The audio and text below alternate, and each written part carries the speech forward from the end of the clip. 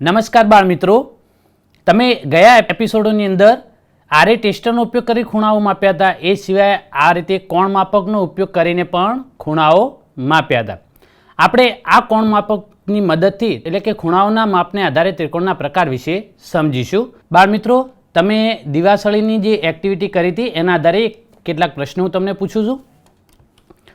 સૌથી ઓછી બાજુવાળો બહુકોણ બનાવવા માટે કેટલી દિવાસળીની જરૂર પડી હતી? જવાબ તમે મનમાં બોલ્યા પણ હશો. સરસ જવાબ છે 3 દિવાસળી. મિત્રો, આ 3 દિવાસળી જે છે એની મદદથી જે આકાર બને છે એટલે કે 3 બાજુવાળા બહુકોણને કયા નામથી ઓળખવામાં આવે છે? ત્રિકોણ. શાબાશ. તો મિત્રો, આજે આપણે ત્રિકોણના પ્રકાર વિશે સમજવાના છીએ. બાળ મિત્રો, ત્રિકોણ કયા પ્રકારનો છે એ આપણે જોઈએ. આપણે સૌપ્રથમ ખૂણાઓના માપને આધારે ત્રિકોણનો પ્રકાર જોવાનો છે. તો આપણે આ કોણ માપકની મદદથી એના ખૂણાઓ માપી લઈએ. 90 અંશ કરતાં નાનો છે ને તો કેવો ખૂણો કહેવાય? લઘુકોણ. હવે એ ખૂણો માપી લઈએ આપણે. તો એ ખૂણો પણ તમે જોઈ શકો છો કે 90 અંશ કરતાં કેવો છે? નાનો છે. બરાબર. હવે સી ખૂણો માપી લઈએ આપણે.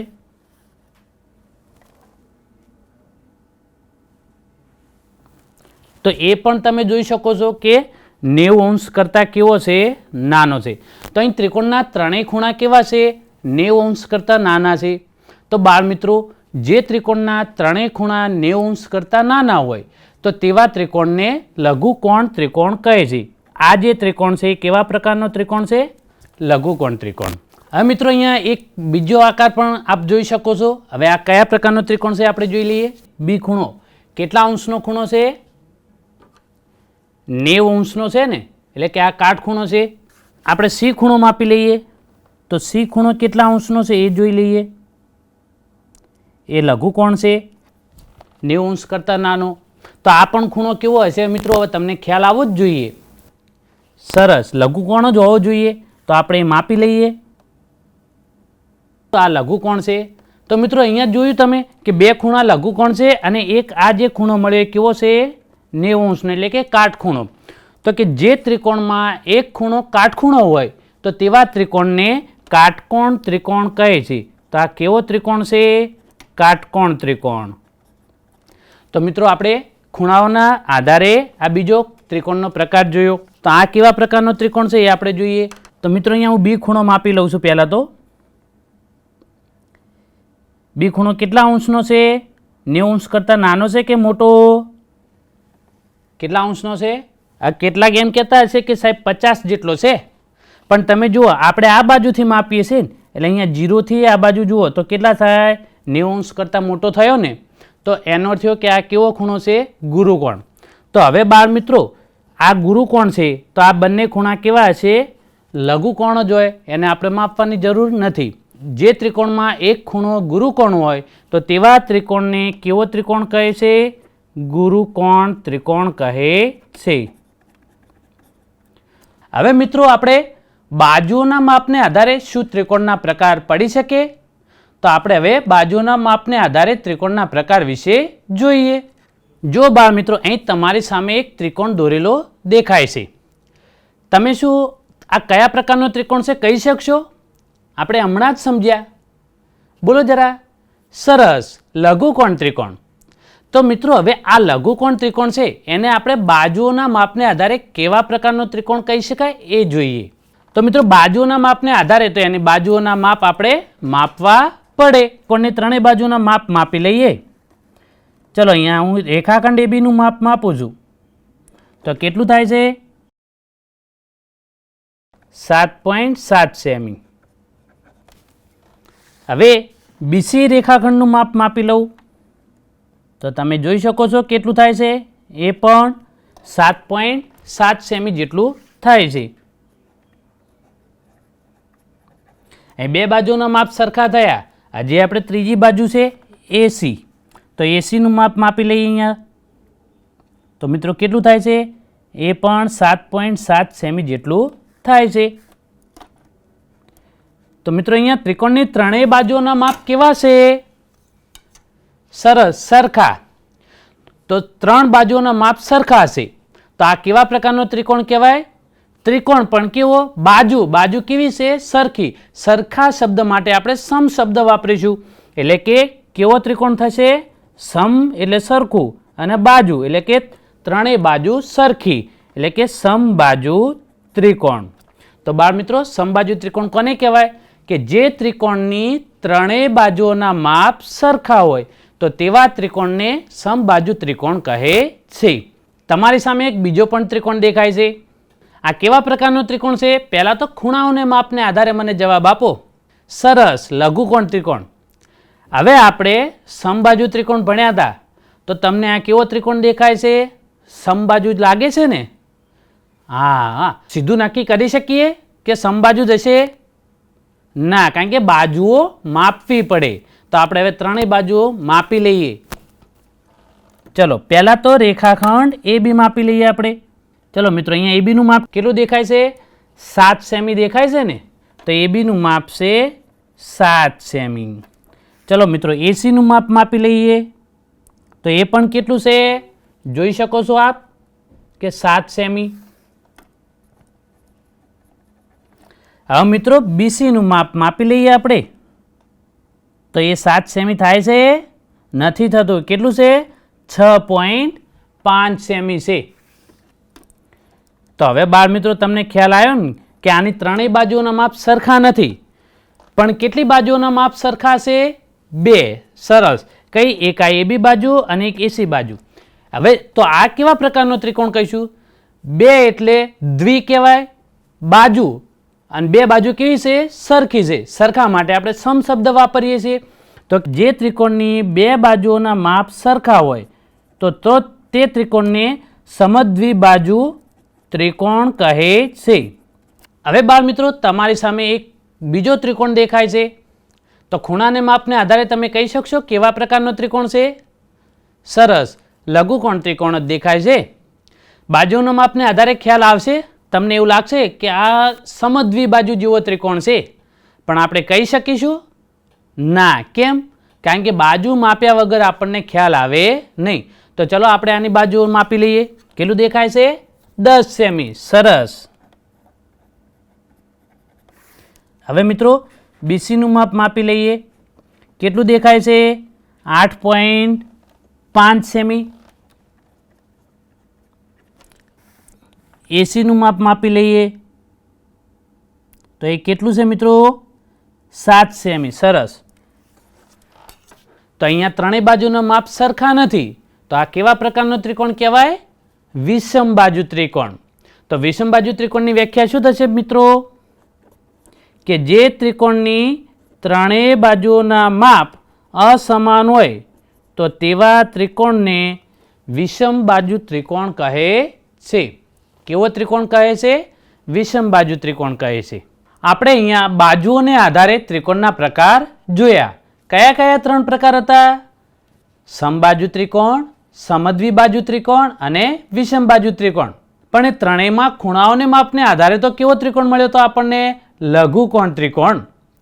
તો શું મિત્રો કાટકોણ ત્રિકોણ અને ગુરુકોણ ત્રિકોણ માટે એ સમબાજુ ત્રિકોણ હોઈ શકે, સમદ્વિબાજુ ત્રિકોણ હોઈ શકે અને વિષમબાજુ ત્રિકોણ હોઈ શકે? એ તમારી જાતે ત્રિકોણો દોરી અને ચકાસો અને તમે એના પરથી નોંધ કરો કે કયા ત્રિકોણ માટે સમબાજુ છે, સમદ્વિબાજુ છે અને વિષમબાજુ ત્રિકોણ હશે. હવે મિત્રો, આગળ આપણે ત્રિકોણની અંદર સરખામણી કરીએ. ખૂણાઓના માપને આધારે ત્રિકોણ અને બાજુઓના માપને આધારે ત્રિકોણની. મિત્રો, અહીંયા મેં 2 ત્રિકોણ દોરેલા છે. એક ત્રિકોણ XYZ અને એક ત્રિકોણ ABC. તમે જોઈ શકો છો કે XYZ ત્રિકોણ છે એમાં ત્રણેય ખૂણાઓના માપ સરખા છે. એક તો આપણને કેવો ત્રિકોણ દેખાય છે? લઘુકોણ ત્રિકોણ. ત્રણેય ખૂણાઓના માપ સરખા છે, એને સમકોણ ત્રિકોણ તરીકે આપણે ઓળખીએ છીએ. બીજો ત્રિકોણ છે એમાં ત્રણેય બાજુના માપ સરખા છે, તો એ સમબાજુ ત્રિકોણ છે. હવે મિત્રો, આપણે અહીંયા XYZ ત્રિકોણ છે એની અંદર એની બાજુઓ માપી લઈએ. આપણને બાજુના માપને આધારે શું પરિણામ મળે છે આપણે ચકાસવાનું છે. અહીં બાજુનું માપ કેટલું છે? 6 સેમી. આ XY બાજુનું માપ છે 6 સેમી. ચલો YZ બાજુનું માપ માપી લઈએ આપણે. એ પણ કેટલું થાય છે? 6 સેમી. અને XZ બાજુનું માપ માપી લઈએ આપણે. તો મિત્રો એ પણ કેટલું મળે છે? 6 સેમી. અહીંયા જોઈ શકો છો તમે કે 3 ખૂણા સરખા છે, તો એ ત્રિકોણની ત્રણેય બાજુના માપ પણ સરખા મળ્યા. તો 3 બાજુના માપ સરખા હોય તો શું ત્રણેય ખૂણા સરખા મળે? તો આપણે એ જોઈ લઈએ. ચલો બી ખૂણાનું માપ માપી લઈએ મિત્રો, અહીંયા 60 અંશ. એ જ રીતે આપણે એ ખૂણો માપી લઈએ બાળ મિત્રો, 60 અંશનો દેખાય છે, એટલે કે એ ખૂણો પણ 60 અંશનો છે. હવે સી ખૂણો માપી લઈએ મિત્રો, તો સી ખૂણો પણ કેટલા અંશનો છે? 60 અંશનો. તો આના આધારે મિત્રો આપણને શું પરિણામ મળ્યું? તો આપણે એવું કહી શકીએ કે જે ત્રિકોણના ત્રણેય ખૂણાના માપ સરખા હોય તે ત્રિકોણની ત્રણેય બાજુના માપ સરખા હોય છે. જે ત્રિકોણની ત્રણેય બાજુના માપ સરખા હોય તે ત્રિકોણની ત્રણેય ખૂણાઓના માપ સરખા હોય છે. બરાબર? અહીંયા 2 ત્રિકોણો દોરેલા છે. તમે જોઈ શકો છો કે પહેલો ત્રિકોણ એબીસી છે, એમાં 2 ખૂણાઓના માપ સરખા છે, 67 અંશ. અને ત્રિકોણ ડીઈએફ જે છે એમાં 2 બાજુઓના માપ સરખા છે. હવે મિત્રો આપણે આ ત્રિકોણની અંદર બાજુઓ માપી લઈએ. ચલો મિત્રો, અહીંયા એબી માપ હું માપી લઉં તો કેટલા સેમી થાય છે? 8 સેમી મળે છે. એ રીતે એસી બાજુ માપી લઉં તો કેટલા મળ્યા? એ પણ 8 સેમી. અને હવે બીસી માપી લઉં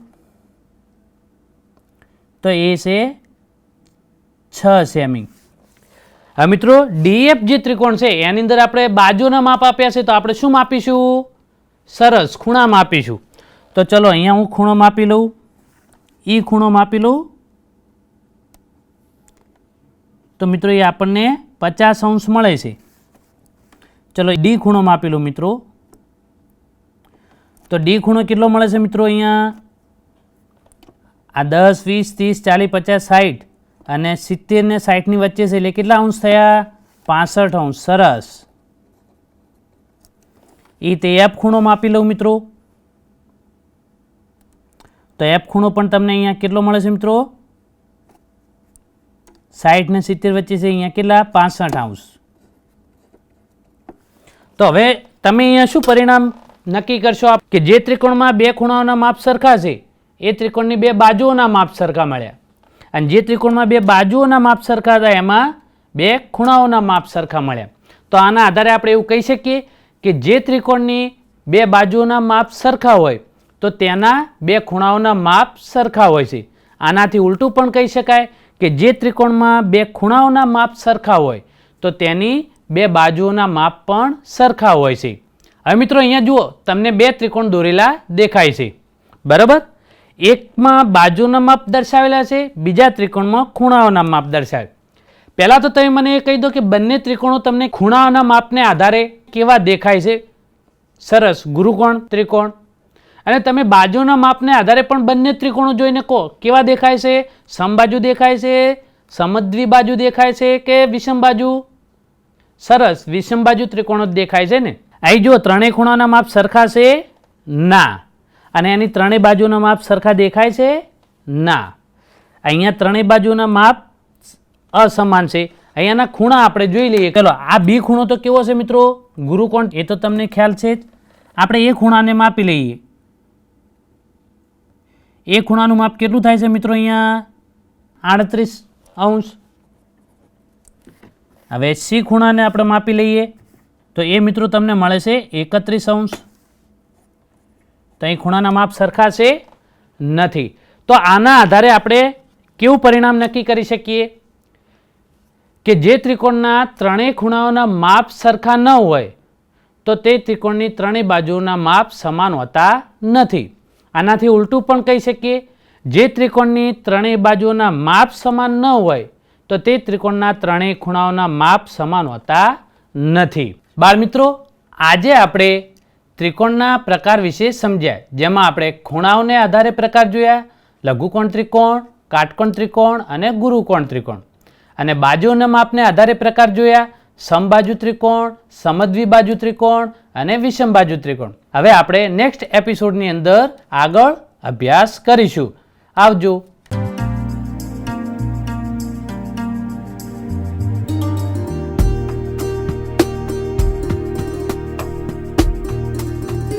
नमस्कार बच्चों, आप सब कैसे हैं? पिछले एपिसोड में हमने इकाई 7 बूझो तो जाने में कुछ पहेलियाँ देखी थी और उनके उत्तर भी समझे थे। आज के इस एपिसोड में हम बाकी की पहेलियाँ पढ़ेंगे और उनको समझेंगे। अब हम अगली पहेली देखेंगे। हम दोनों हैं पक्के मित्र, करते रहते काम विचित्र। हम दोनों हैं पक्के मित्र, करते रहते काम विचित्र। 5-5 सेवक हैं साथ, लेकिन करते कभी न बात। सोचिए बच्चों, इस पहेली का उत्तर क्या होगा? 5-5 सेवक जो एक दूसरे से बात नहीं करते पर बड़े विचित्र काम करते हैं। उनके बिना आपका जीवन अधूरा है और वह हमारे शरीर का एक मुख्य अंग है। चलिए सभी विचार कीजिए, इसका उत्तर क्या हो सकता है? 5-5 सेवक। आपके पास 5 सेवक हैं। बिल्कुल सही। आपकी उंगलियां, आपके हाथ जो आपके लिए बहुत ही उपयोगी हैं, जो आपको चीज़ें पकड़ने में सहायता करते हैं, खाना खाने में सहायता करते हैं और सारे काम हम इन्हीं सेवक की मदद से करते हैं। तो इस पहेली का उत्तर है हाथ। इस पहेली में एक शब्द है विचित्र। क्या आप उसका अर्थ जानते हैं? विचित्र का अर्थ क्या होता है बच्चों? ज़रा सोचिए। जो अनूठे होते हैं, जो अनोखे होते हैं, उन्हें हम विचित्र कहते हैं। अब आप सोचिए, ये जो हमारे 2 हाथ हैं, दिखने में तो ये उंगलियां छोटी हैं, हाथ छोटे दिखते हैं, पर हमारे दिन के सारे काम हम इन्हीं हाथों से करते हैं। इसीलिए इस पहेली में कहा गया है कि ये हाथ बड़े विचित्र काम करते हैं। हम अपना फ़ोन भी इससे उपयोग करते हैं, खाना खाते हैं, लिखते हैं, पढ़ाई करते हैं। किसी वस्तु को उठाने के लिए भी, भारी वस्तु भी हम इन्हीं हाथों से उठा लेते हैं। तो विचित्र का अर्थ है अनोखा। आइए हम इस शब्द को देखते हैं। विचित्र, इसका अर्थ है अनोखा। जो अनूठा है, सबसे अलग है, उसे हम अनोखा कहते हैं। बच्चों, इन्हीं हाथों से हम अलग अलग तरह की कलाकृतियाँ भी बनाते हैं। आपने कुम्हार को भी देखा होगा, जो इन्हीं हाथों से बहुत ही सुंदर मटके तैयार करता है। आपने जुलाहों को देखा होगा, जो कपड़े बुनते हैं। बड़ी बड़ी मशीनों पर वो धागों से कपड़े बुनते हैं और उन धागों पर जो चलने वाली वस्तु है वो ये है उंगलियां, जो बहुत ही अनूठे काम करती हैं। तो अब आप इस पहेली का उत्तर अच्छी तरह समझ चुके हैं। अब हम अगली पहेली देखेंगे। कभी हूँ पतला, कभी हूँ मोटा, कभी गेंद जैसा हूँ। कभी हूँ पतला, कभी हूँ मोटा, कभी गेंद जैसा हूँ। मेरी कोई बहन नहीं पर बच्चों का मामा हूँ। सोचिए बच्चों, इसका उत्तर क्या होगा? कौन सी ऐसी वस्तु है जिसे सभी लोग अपना मामा कहते हैं और बच्चों को तो वो बहुत प्रिय है? इस वस्तु के नाम से बहुत सारी कविताएं भी हैं जो माताएं अपने छोटे बच्चों को सुनाकर सुला देती हैं। सोचिए वह कौन है? बिल्कुल सही, हमारे प्यारे चंदा मामा। आपने वो कविता तो सुनी होगी, उसे हम कविता के बदले लोरी कहेंगे तो ज़्यादा ठीक रहेगा। बचपन में आपकी माँ ने आपको ज़रूर सुनाया होगा, चंदा मामा दूर के, पुए पकाएं भूर के। याद आया आपको? उनकी कोई बहन नहीं है, लेकिन फिर भी वो सभी के मामा हैं। आपने चंदा मामा को तो आकाश में देखा ही होगा। अगर आज फिर आप शाम को देखेंगे तो आपको ज़रूर आपके चंदा मामा दिखाई देंगे। इस पहेली का उत्तर है चांद। आइए अब हम अगली पहेली देखते हैं। बड़े सवेरे उठती हूँ मैं, सैर गगन की करती हूँ मैं। बड़े सवेरे उठती हूँ मैं, सैर गगन की करती हूँ मैं। आलस सुस्ती तनिक न करती, हरदम ही कुछ करती हूँ मैं। बच्चों, क्या आप आलस करते हैं? आप कहेंगे हाँ मैडम, हमें कभी कभी तो आलस आता है। इस पहेली में जो हमें उत्तर देना है वह एक ऐसी वस्तु का नाम है जो कभी आलस नहीं करती, कभी एक जगह नहीं बैठती। हमें उससे सीखना चाहिए। सोचिए, कौन है? आपके घर के आसपास भी आपने उसे देखा है, गगन में भी देखा होगा। हमेशा वह सैर करती रहती है आकाश में। सोचिए, कौन है वो? बिल्कुल सही, वह है हमारी प्यारी चिड़िया। सैर गगन की करती रहती। सैर करना मतलब घूमना। चिड़िया हमेशा आकाश में घूमती रहती है। आपने चिड़िया का घोंसला देखा है बच्चों?